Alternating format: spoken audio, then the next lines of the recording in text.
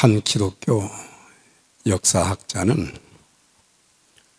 주후 1300년에서 1500년까지, 그러니까 십자군 전쟁 이후부터 시작해서 종교개혁, 마르틴 루터의 종교개혁이 일어나기 직전까지 약 200년에 해당되는 중세 유럽의 역사를 기록하면서 다음과 같은 글을 남겼습니다. 그 시대의 교회는 정말 놀랄 만큼 평화스러웠다. 정치적으로는 안정이 되었고, 경제적으로도 안정이 되었고, 교회의 절대적 권한은 강화되었다. 그러나 그 시대의 성도들은 예배와 기도를 게을리하고 전도와 선교에 무관심한 결과 복음의 영향력이 위축되고 부흥이 일어나지 않아도 아무도 걱정하지 않았다. 그 시대의 교회는 깊이 잠들어 있었다. 이 역사학자가 1300년에서 1500년 그 200년 기간 동안 이제 유럽의 역사만 적은 것이 아니라 그 시대의 교회를 바라보면서 그 시대의 성도들을 바라보면서 전부 영적인 잠을 자고 있었다. 깨어 있어야 되고 일어나야 되고, 그리고 예배가 살아 있어야 되고 기도가 살아 있어야 되고 전도가 살아 있어야 되는데 모든 것이 다 죽어버렸는데도 아무도 걱정하는 사람이 없었다는 것은 그 시대의 교회상을 우리는 잘 알 수가 있습니다. 그래서 그 시대에는 영적, 도덕적으로 많이 타락했고, 그 다음에 기독교 2000년 역사 속에서 가장 많은 교회들이 문을 닫는 그 시대가 되었다. 그렇게 기록을 하고 있습니다. 아마 오늘의 시대를 또 보면서 우리가 그런 모습을 많이 보게 됩니다. 타성화된 우리의 종교 생활, 우리의 예배 생활, 모든 것은 예배 순서에 따라서 진행은 되지만은 내 삶 속에 생각의 변화도 없고, 또한 회개의 역사도 없고, 삶의 변화도 없고, 사역을 위해서 정말 애통하는 마음으로 이렇게 기도하는 사람들이 점점 줄어져 가는 이런 그 시대, 이런 시대가 되어가고 있는데, 하나님께서는 이제 요나서를 통해서 주신 귀한 사명이 있습니다. 너는 니느웨 성에 가서 저 큰 성읍이라고 그랬어요. 성 자체가 크다는 의미도 있지만은 그 안에 많은 사람들이 살고 있었다. 그래서 기록에 의하면은 우리가 사장에 나오죠. 12만 명이나 되는 많은 사람들이 살고 있었는데 그들의 악독이 내 앞에 이제 상달되어서 하나님께서 그 성을 멸망하지 않으면 안 될 그런 시기가 도래했지만은 하나님께서는 그 민족을 사랑하셔서 12만 명의 그 영혼들을 구원하기 위해서 한 사람 요나를 보내서 그 성을 이제 심판의 메시지를 통해서 회개하고 구원받게 되기를 그렇게 소원해서 선지자에게 그 일을 맡기셨어요.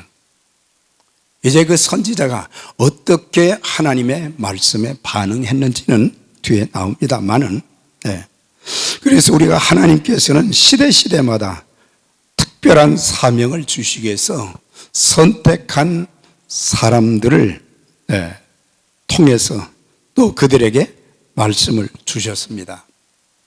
구약시대 때는 모세나 여호수아, 또 다윗이나 또 엘리야나 예레미야나 에스겔이나 이런 사람들, 또 신약에 와서는 사도 바울, 또 고넬료, 바나바, 베드로, 또 무덤 속의 나사로 등 참 수많은 사람들에게 찾아오셔서 말씀을 전해 주셨고, 그 말씀에 그들이 순종했을 때 하나님께서는 놀라운 은혜의 역사를 일으켰던 것을 보게 됩니다. 이렇게 구약시대와 신약시대에 말씀하신 그 하나님은 오늘도 우리에게 말씀하시는 하나님이십니다. 이 시대의 세상에 타락되어가는, 멸망할 이 세상의 모든 모습들을 보면서 이 땅에 살고 있는 이 시대의 많은 그리스도인들에게 하나님께서는 또 말씀하시고, 오늘 이 자리에 앉아있는 또 저와 여러분들에게도 말씀하시는 거예요. 그래서 이거는 주전 800년 때 요나에게만 주신 말씀이 아니라 오늘 우리 각 개인에게도 말씀을 주시고, 이 시대의 교회들이 이제는 깨어 일어나야 되는데, 이 시대의 그리스도인들이 이제는 깨어 일어나야 되는데 점점 잠들어가고 있고, 그저 평화스럽기만 하면 되지, 그렇지만은 하나님의 일이 아무것도 이루어지는 것이 없는 정말 어려운 시대를 살고 있기 때문에 우리는 하나님께서 오늘도 나를 부르셔서 무엇을 나에게 맡기시는지 이것을 새롭게 검토해 볼 필요가 있는 것입니다. 너는 니느웨로 가서 메시지를 전하라고 하시면서 우리는 세 가지 중요한 동사를 찾아볼 수 있습니다. 하나는 일어나라고 하는 것입니다. 하나님의 백성들이 일어나면 가정도 놀라운 변화가 있게 되어지고, 또한 하나님의 자녀들이 일어나게 된다면 교회도 변화되고 일어나게 될 것이고 세상도 달라지게 될 것입니다. 그렇지만 문제는 대부분의 성도들이 무관심과 나태, 안일의 자리에 주저앉아 있다는 사실입니다. 서두에 말씀드린 것처럼 매너리즘에 빠져 있다는 거예요. 그냥 타성화된 거예요. 종교 의식화 되어 가고 있지, 예수의 생명이 내 안에서 약동하지 못하고 내 언어와 삶을 통해서 그리스도가 나타나지 못하고, 하나님께서 내게 주신 은사와 재능을 가지고 그것을 가지고 있으면서도 사용하지 않아서 더 많은 영혼들을 살리는 그런 일에 쓰임받지 못하는 안타까움이 있다고 하는 것입니다. 플로리다주의 제임스 케네디 목사님이라고 계시는데, 이분은 이제 오래전에 은퇴를 하셨습니다만은 이 코랄레지 장로교회의 담임 목사로 사역하면서 전도 폭발을 만든 사람입니다. 그런데 이분이 참 오랫동안 전도 사역을 감당하면서 참 그 교회가 이 전도하는 교회로 참 전 미주에 참 소문이 난 교회지만은, 그런데 그가 이런 말을 했어요. 좀 심하다는 생각이 좀 들기는 들지만은 꼭 그렇지만은 않은 것 같아요. 오늘날 교회를 출입하는 자들의 95%는 벤치워머에 속한다, 그런 말을 했어요. 그러니까 95% 정도가 주일날이면은 교회는 나오지만 의자만 따뜻하게 하고 가는 그 외에는 아무런 일도 일어나지 않는다. 내 생각에 변화가 있어야 되고, 심령의 변화가 있어야 되고, 언어의 변화가 있어야 되고, 삶의 변화가 있어야 되고, 뭔가 정말 그리스도를 닮아가는 아름다운 모습들이 여기저기서 보여야 되는데 그런 모습을 찾을 수가 없기 때문에 많은 사람들에게 전도를 해도 당신들이나 잘 믿으시오. 이런 말을 듣는 시대가 되어가고 있다고 하는 것입니다. 이게 얼마나 충격적인 일이에요. 이 시대의 교회뿐만 아니라 우리 교회도 이제 하나님께서 우리 각 사람과 우리 교회에 말씀하시는 거, 이제 일어나라. 일어나라. 일어난다는 것은 영적인 잠에서 깨어나고 일어나서 서로 연합하면서 이제 우리 교회가 해야 될 그 귀한 일이 무엇인지 그걸 알고 거기에 올인하라고 하는 건데, 우리는 그것이 힘들고 귀찮고 지금 이런 시대에 우리가 할 수 있는 것이 아무것도 없다, 이러고만 있어서는 안 된다는 것을 여기서 깨우쳐 주고 있습니다. 그리고 가라라고 하는 동사, 하나님은 요나에게 죄악이 가득한 니느웨로 가서 구원의 메시지를 전하라고 그것으로 가라고 했어요. 그런데 우리가 성경을 읽다 보면 요나는 하나님 말씀을 거역하고 다시스로 가는 배를 탔고 하나님을 멀리 떠나서 하나님의 음성이 들리지 않는 곳으로 도망을 가는, 그럼 왜 니느웨에 12만 명의 구원을 위해서 요나를 쓰시겠다고 했는데 왜 가지 않았는가? 사실 역사적으로 보면은 아수르 나라는 이스라엘 나라가 남북 왕조로 이제 갈라지고 그랬을 때에 북왕국을 참 수없이 많이 공격을 했고 남왕국 유다조차도 계속 공격을 하고, 그래서 많은 이 백성들이 고통을 받는 그런 일들이 있었어요. 그래서 유대인들은, 이스라엘 사람들은 아수르는 원수의 나라다 이거예요. 원수의 나라.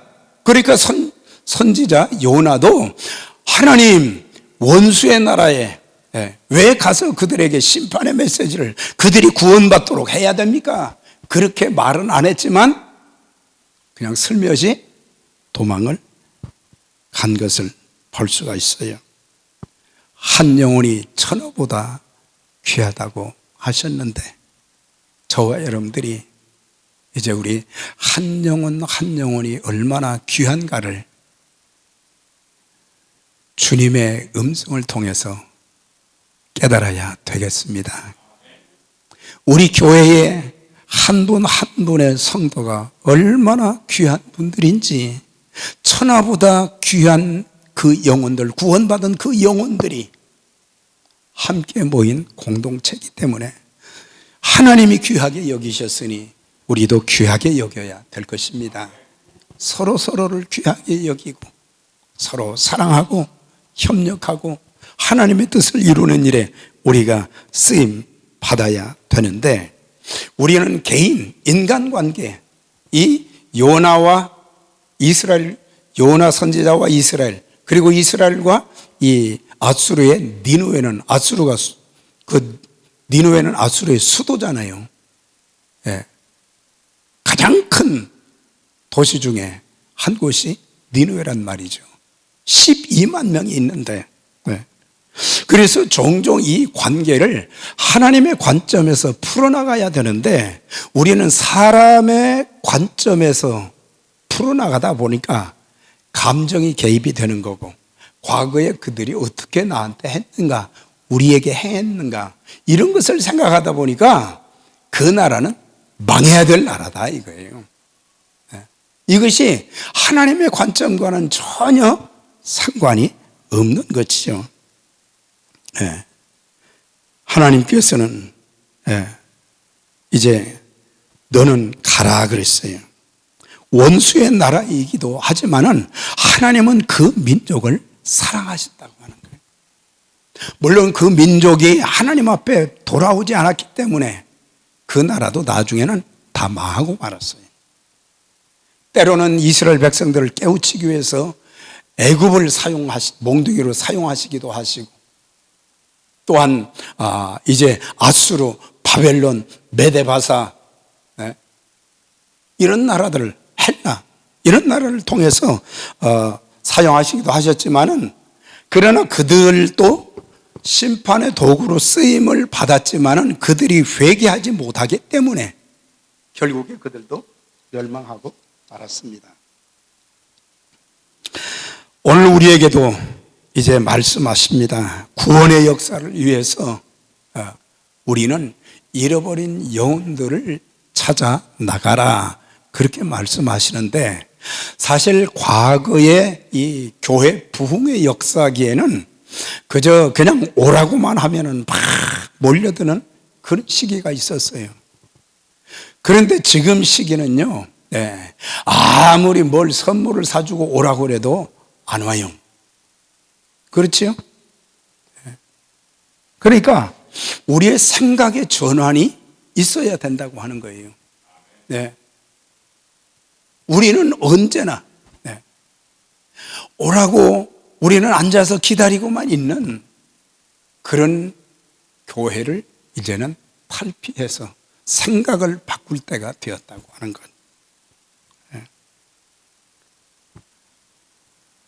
믿음은 들음에서 나고 들음은 그리스도의 말씀으로 말미암는다. 그러니까 하나님의 말씀을 가서 전하라, 그렇게 말씀하시는 것이에요. 이제는 우리가 가야 할 때가 되었고 우리의 생각을 바꿀 때가 된 것입니다. 그래서 주님께서도 말씀하시기를 너희는 가서 모든 족속으로 제자를 삼아 그랬어요. 모든 족속이라 그러면서 너희는 가라고 하셨어요. 그런데 우리는 가라는 음성은 들리지가 않고 설사 들었다고 할지라도 많은 어려움들이 있기 때문에, 많은 수고가 있어야 되기 때문에 우리는 종종 그 명령을 회피할 때가 얼마나 많습니까? 제가 어저께 제가 알고 있는 그 목사님을 통해서 선교 보고에 대한 것을 조금 들었어요. 근데 거기에는 에티오피아에서 선교하는 한 선교사님이 계셨는데, 에티오피아는 알다시피 이 무슬림이 거의 대다수입니다. 무슬림이 거의 대다수예요. 무슬림의 80%가 무슬림인데 거기에서 선교한다는 것은 이거는 정말 목숨 내놓고 하지 않으면 안 되는 그런 지역에 가가지고 한 영혼 한 영혼에게 복음을 전해서 예수를 믿게 하면서 예수 믿은 자들을 성경 공부를 가르치고, 그 다음에 또 기도회를 갖고 또 다른 사람들에게 복음을 전하고, 그런데 그 지역에 무슬림의 회당들이 많은데 이 무슬림들이 끊임없이 이 교회에 대해서 핍박을 가하고 막 예배를 방해하고 막 그러는데도 그 성도들이 무슬림이 그들이 믿음으로 살면서 사람들에게 복음을 전하고, 그래서 지금 그 무슬림들이 다 예수 믿고 구원받아서 교인이 1000명이 되었다는 거예요. 그런데 예배당이 형편없지요. 이런 건물은 궁궐이에요. 형편없는 그 건물 안에서 예배를 드리는데 너무너무 힘들고, 그래가지고 새로운 예배당을 이렇게 지어야 되겠다. 그런데 자체적으로는 돈이 없고, 그래서 한국에 있는 교회에서 또 헌금을 해서 지금 10월 달이면 완공이 된다, 이제 그러는데, 참 그런 그 선교 보고의 내용을 참 들으면서 지금 이 미주 전역이나 온 유럽 땅에는 교회가 점점 지금 문을 닫아가고 있는 이런 시점에 있는데, 그 교회는 자꾸 확장해야 되는, 참 이것을 보면서 어떻게 그 무슬림들이 참 예수를 믿게 되었는지, 하나님이 하신 일이지만은, 성령님이 하신 일이지만은, 성령께서 그들의 마음을 감동시켜 주시고, 죄인인 것을 깨닫게 해 주시고, 예? 또한 죄를 회개해야 될 것을 알게 하시고, 또한 부활하신 주님을 이제 깨닫고 믿는 가운데 그런 역사가 일어나게 되었는데, 복음은 그래서 십자가의 도가 멸망하는 자들에게는 미련한 것이요 구원을 얻는 우리에게는 하나님의 능력이 됨이라, 그렇게 말씀하셨어요. 이런 능력이 있는 말씀, 능력이 있는 이 복음, 그리스도께서 우리 죄를 대신 짊어지시고 죽으시고, 예? 그리고 우리에게 영생을 주시기 위해서 다시 살아나시고, 이런 생명의 복음을 전할 때 하나님이 역사하시는데, 우리는 그 하나님이 역사하시는 일에 쓰임받지 못하고 있다는 그 자체가 참, 한편으로는 내가 구원받았으니까 거기만 위안을 두지, 우리가 종종 그리스도인으로서 참 부끄럽다, 아니라는 것만 너무 찾지 않았는가. 영혼을 귀중하게 여기고 그 영혼을 살리는 일에 쓰임을 받아야 되는데 그렇지 못한 것. 에스겔서 3장 17절에는 이런 말씀이 있습니다. 하나님께서 에스겔 선지자에게 이렇게 말씀하십니다. 인자야, 내가 너를 이스라엘 족속의 파수꾼으로 세웠으니 너는 내 입의 말을 듣고 나를 대신하여 그들을 깨우치라. 그들의 생명을 내가 구원치 않으면 그 핏값을 내 손에서 찾을 것이라. 그러니까 선지자로 왜 세워주셨는가? 너는 이스라엘의 파수꾼이다, 이 말이에요. 파수꾼이 하는 일이 뭡니까?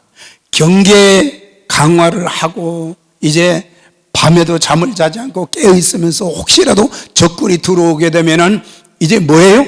적군이 공격해 온다. 이제 준비를 해야 된다. 싸울 준비를 해야 된다. 그런 파수꾼으로 세워주셨다. 그럼 에스겔만 세워주셨냐? 아니죠. 저와 여러분 모두 복음의 파수꾼으로 세워주신 줄 믿습니다.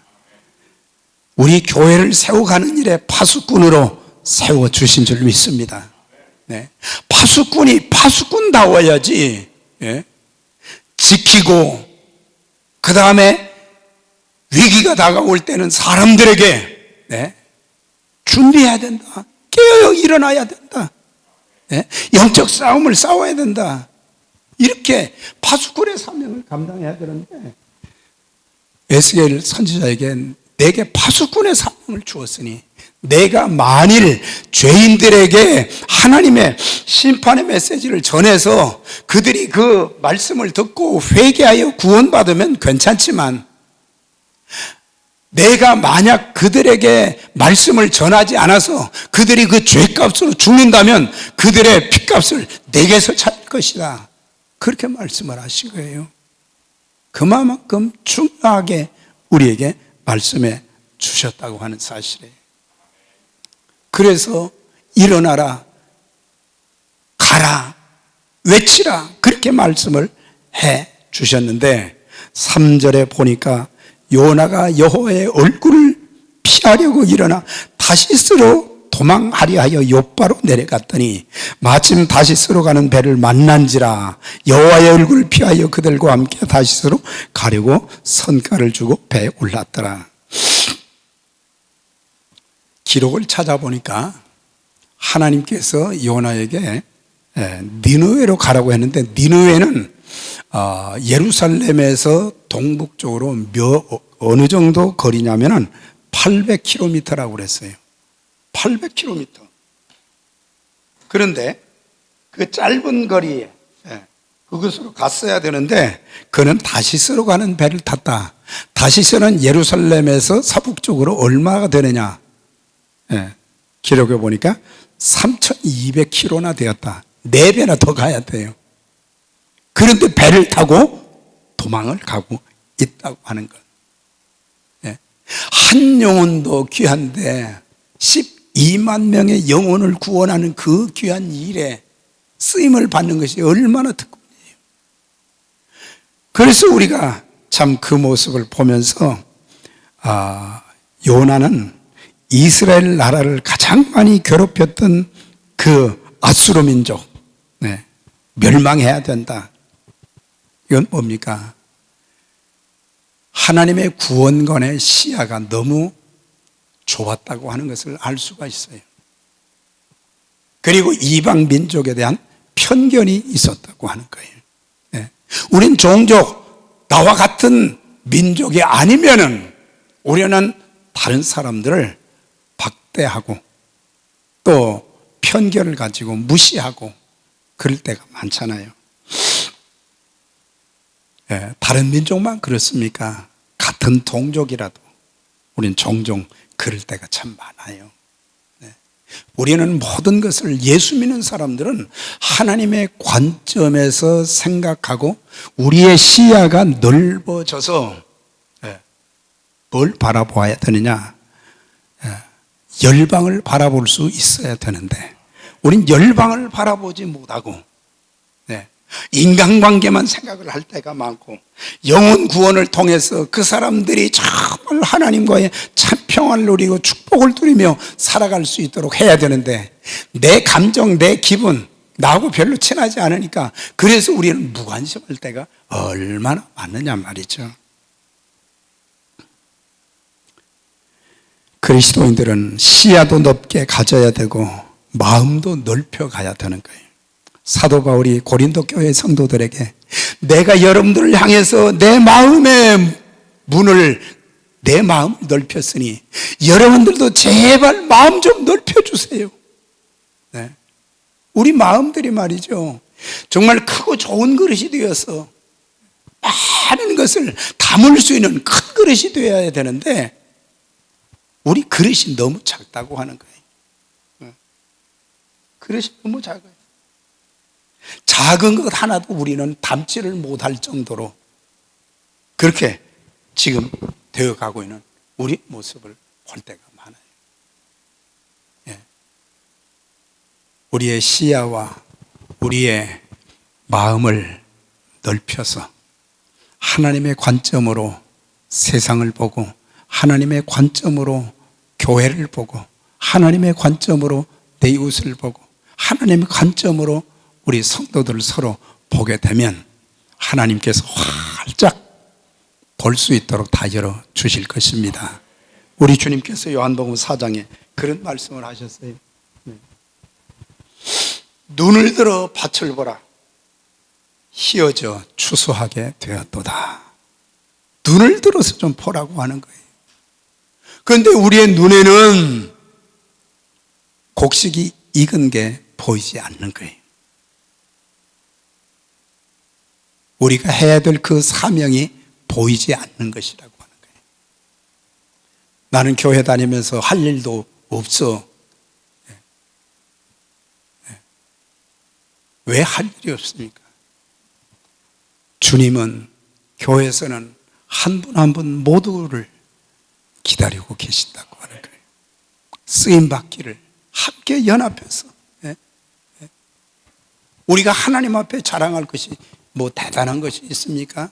특별한 은사와 재능을 가졌다고 해서 그게 말이죠, 전부 하나님께서 하나님이 일하라고 주신 것이란 말이죠. 근데 우리는 하나님을 하지 않고 그저 자꾸 막 모셔주기를 바라고 그러지 마시고 자원할 수 있기를 바랍니다. 하나님이 기뻐하십니다. 자, 그런데 구약에서 하나님은 열방이라는 단어를 많이 사용하셨어요. 그래서 과거 개역 성경에 보면 열방이라는 all nation, 세계 모든 민족이라는 그 단어가 굉장히 많이 사용됐어요. 근데 요즘 개역 개정을 보니까 거기에는 아주 번역이 별로, 여러 나라라 그랬는데 여러 나라가 아니에요. 모든 나라를 말하는 거예요. 열방. 너희는 열방에 고하라. 열방의 모든 족속이 주 앞에 경배하리니 너를 열방의 선지자로 세웠노라.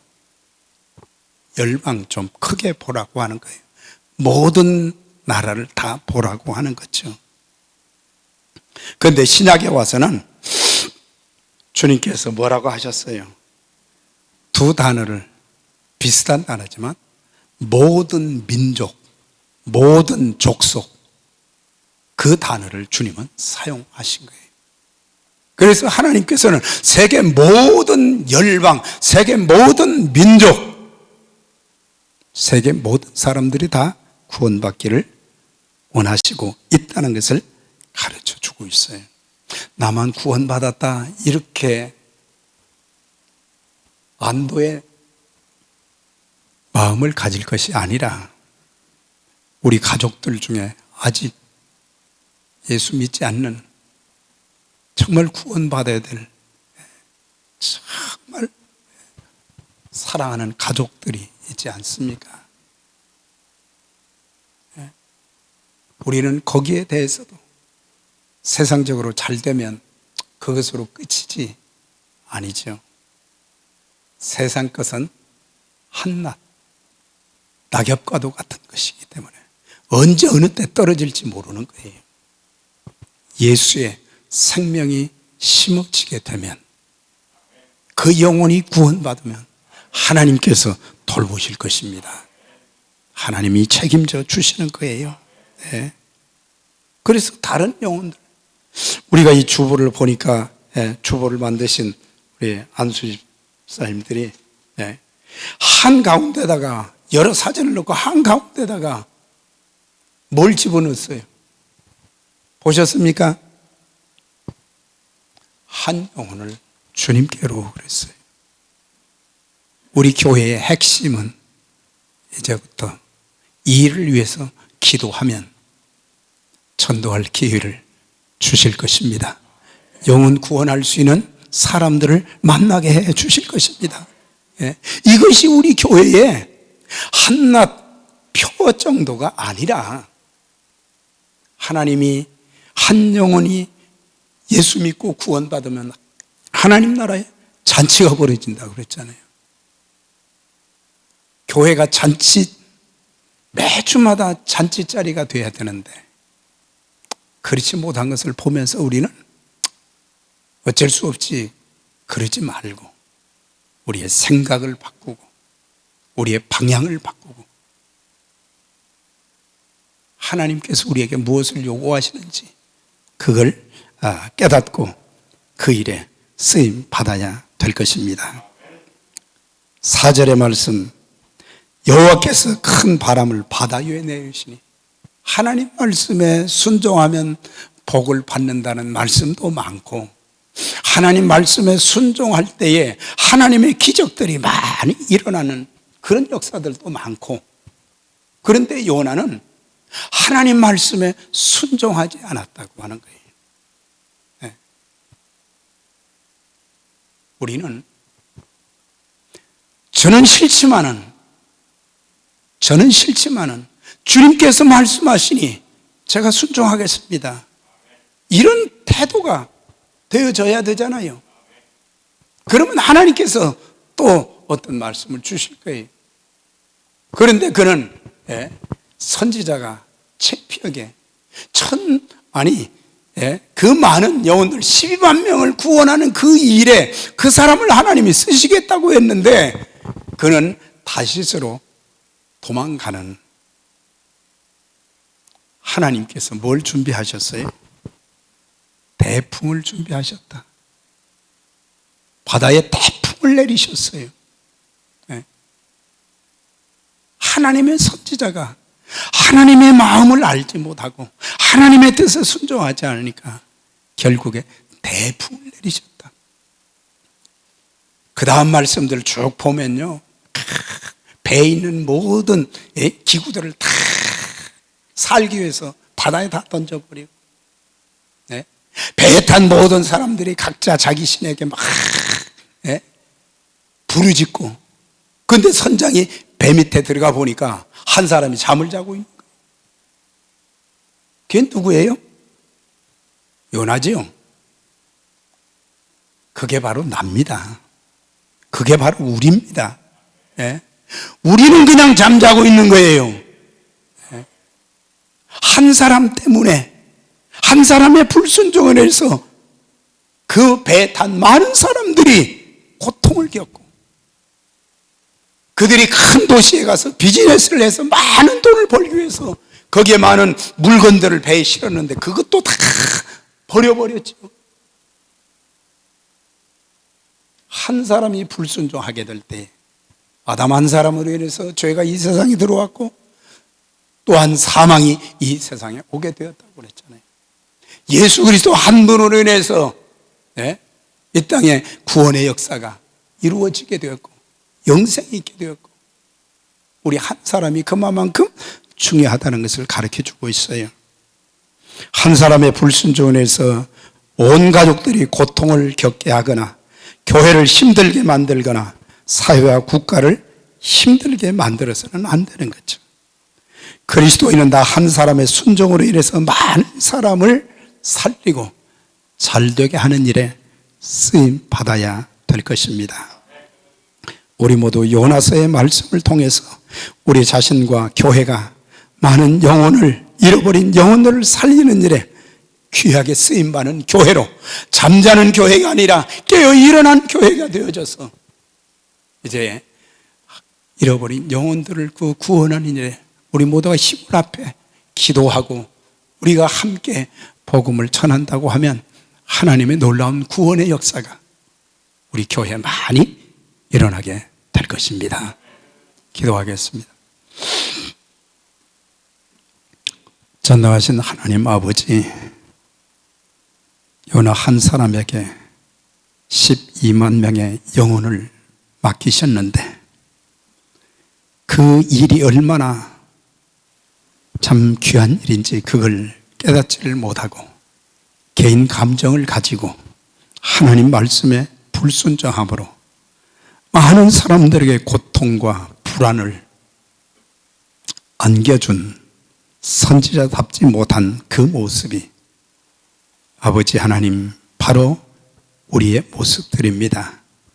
하나님, 한 영혼을 천하보다 귀하다고 그렇게 말씀해 주셨는데 우리는 그 영혼을 소중하게 여기지 못한 것을 불쌍히 여겨 주시고 이제는 잃어버린 영혼 구원하는 일에 우리가 앞장서게 하시고 잠자는 성도들이 다 깨어나게 하시고 우리 모두가 일어나게 해 주옵소서.